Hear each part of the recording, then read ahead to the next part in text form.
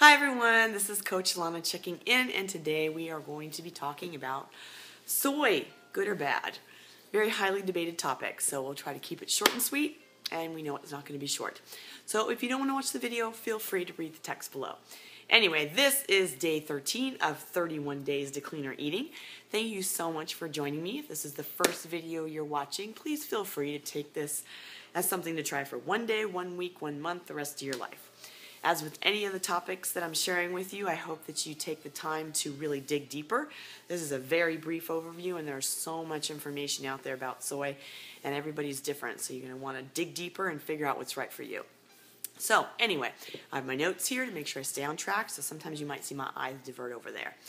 So anyway, soy is one of the reasons it's highly debatable is because there are pretty even amounts of studies linking it and not linking it to certain types of cancers. And one of the reasons that people think that it might be linked to some types of cancers is because of the isoflavones that are in soy. And they react to the body's hormones in an estrogen-like way. But one of the things that is debated against it actually being linked to cancer is that the amount of isoflavones in the soy and the amount that you would actually have to eat to have a really strong estrogen effect is higher than anything that you would get from your own estrogen that's naturally in your body and the estrogen that you're going to get in meat from eating animals. So again, it's another highly debated topic, and you're just going to have to decide how you feel about that. But the non-hormonal effects of isoflavone are actually very good for us. They help to regulate our cholesterol levels, lowering our high-density lipoproteins, which are the bad ones. They also help us to lower our blood pressure, and they've actually been found to lower some rates of breast cancer. Let's move on to thyroid problems. Some people have associated soy with thyroid issues, and it's not that it causes you to get thyroid issues, because if you don't have thyroid problems, people aren't having any problems with soy. It's if you already have a thyroid issue, they say that it's because it might inhibit the absorption of the chemicals of your medication. So those of you who want to eat soy, who want to experiment with, tempeh, tofu, miso, those types of things, and want to eat soy, you might want to work with your doctor and see about taking your medication and eating soy at a farther distance apart. Because they're finding if you take the medication and eat the soy at a longer duration apart from each other, that the problem isn't as big. Let's just say that.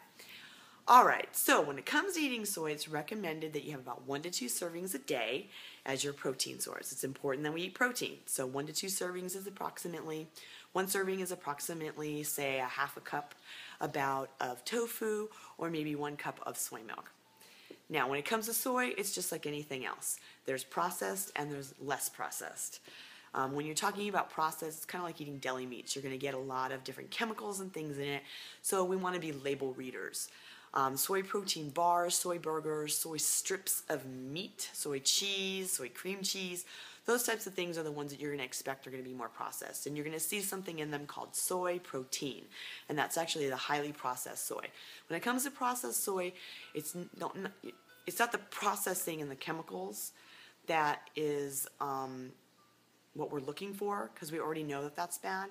It's that most likely that's also might be genetically modified soy. So you're going to get a little extra negative effect in there. It's not the end of the world if you have the processed things every now and then. It's just like it's okay to eat chocolate every now and then. Yeah, it's okay to go to McDonald's every now and then. You just want to know, like, how often am I doing this? Make it rare. All right, so if we're going to choose soy, if we're going to choose things, we want to choose the best thing that's for us. So let's talk about soy milk. Finding it as fresh as possible. Long expiration dates are a key trigger that's probably not the type of soy milk you want to be drinking. Look for, again, soy protein. If you see it on there, that's probably not the type of soy milk that you want to be drinking. So you look for soy protein or even soy isolate. Let's think. Also, lots of other added chemicals that you don't understand what they are. Look them up and they don't make sense to be in there. Added salts and sugars. So if you can, best case scenario, you have some great health food store near you and you can go get it fresh. Because soy milk is just what happens when you press the soy beans. You cook the soybeans, you press them. What comes out of it is the soy milk. What's left of is tofu. So let's talk about soy foods that have great nutritional benefits, that are less processed. Tofu, Obviously edamame, which is just soybeans, and tempeh, one of my favorites, miso, one of my favorites, and what's it called?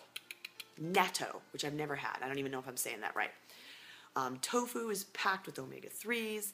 Edamame is a great protein source. So let's talk about tempeh, miso, and natto. They are fermented soy products. And the fermentation basically allows the body to more easily absorb the nutrients. So not only the nutrients of the soy that you're eating, but also the nutrients of any food that you're eating with it.